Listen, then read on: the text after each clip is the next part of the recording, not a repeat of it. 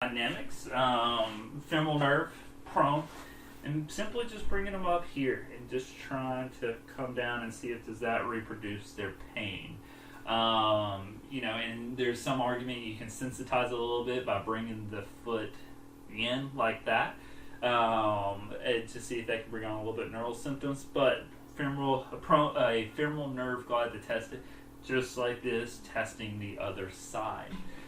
The other one you can do is the obturator. Go ahead and lay on your side for me. So the obturator, another way you can do is just sideline. Bring here and here, just kind of coming up a little bit. Just testing those, testing more the obturator nerve. It shouldn't technically matter where the leg is. If you do test it that way, that's actually for another nerve. We'll do neurodynamic. But kind of bracing here and then pulling into abduction. That's the way I've always been shown. There's another way I was shown, and go ahead and sit off the edge right here for me. This is the way I was shown obturator as well. And sit up on the edge for me. So you always, I'm at the true edge. So yeah, kind of straddle it. And then scoot back a little bit. Perfect.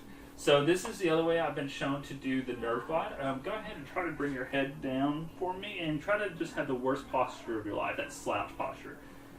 Come into here, just blocking here to make sure, and then go ahead and kind of just open your legs for me, kind of in that hip abduction. Just like that. So, slump test, bring it over, and go ahead and relax. That's the other way I've shown obturator as well. Perfect.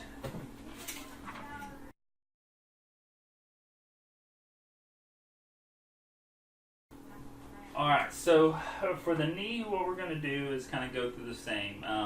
Active, passive, the knee's pretty awesome, so you don't have to, it's just only a few subtle motions. So what I want you to do, go ahead and try to bend your knee back as far as you can for me. Good. Perfect. Go ahead and straighten it out for me as well. Awesome. Good. And relax. So perfect. Both of those not painful. Then I want to kind of go into a little bit of overpressure. So let's go with deflection first. So come in, going down, check with her. Any pain right there? No. Perfect. No pain there. So then what I want to do is check quadrants. So you really get to that third year rotation. I still love the idea of the spokes on the wheel.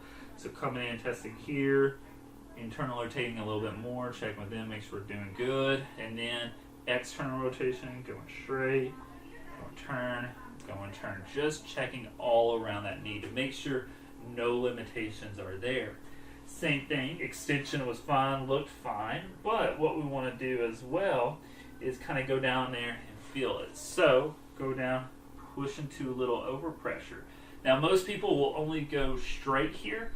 I'll argue you actually should probably do extension and some adduction and abduction. I find a lot of benefit in actually working into those corners, especially for some arthritic knees or post-surgical knees coming in. So you can test straight plane, or you can come in kind of at an angle, test that posterior medial corner, or come in, bracing back here, testing that posterior lateral corner.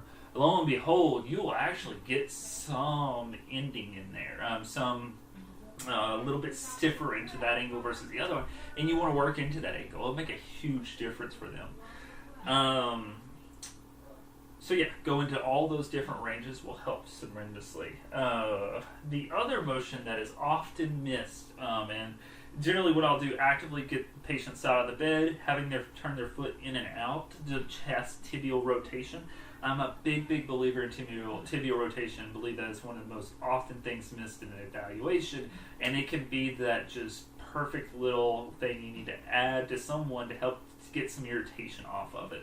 So how I assess it is I assess it in two ranges. I don't expect it actually to be much into straight because that's the closed pack position, but I still test it anyways just to see side to side difference. But then what I'll do is I'll kind of come up to 90. So I've got blocked here, test it that way, come in, test it that way. A lot of times, especially with your arthritic knees, what you'll find, patient loves external rotation. They hang out there all day. I mean, too many toe signs when they walk, love it.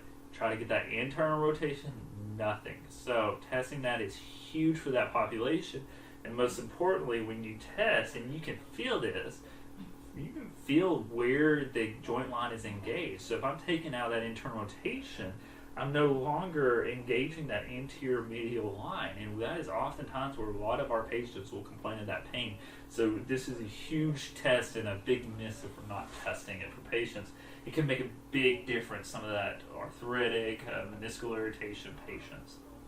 The next thing we'll do is go into those combined motions. What we'll also want to test is the joints. So did the overpressure test the tibiofemoral. Want to do the patella, checking in all ranges, medial, lateral, superior, inferior.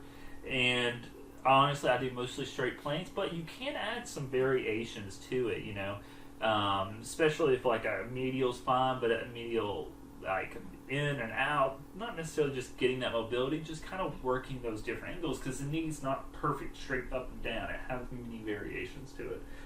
Something else we often miss is the superior tib fib. So what I can do here, come down and block a little bit and assess the joint going from an A to P. Go ahead and roll into your side facing that way for me. Or something you can also miss as well, and you got to be careful, come down here, is you P to A. So you get here right on the superior tib fib.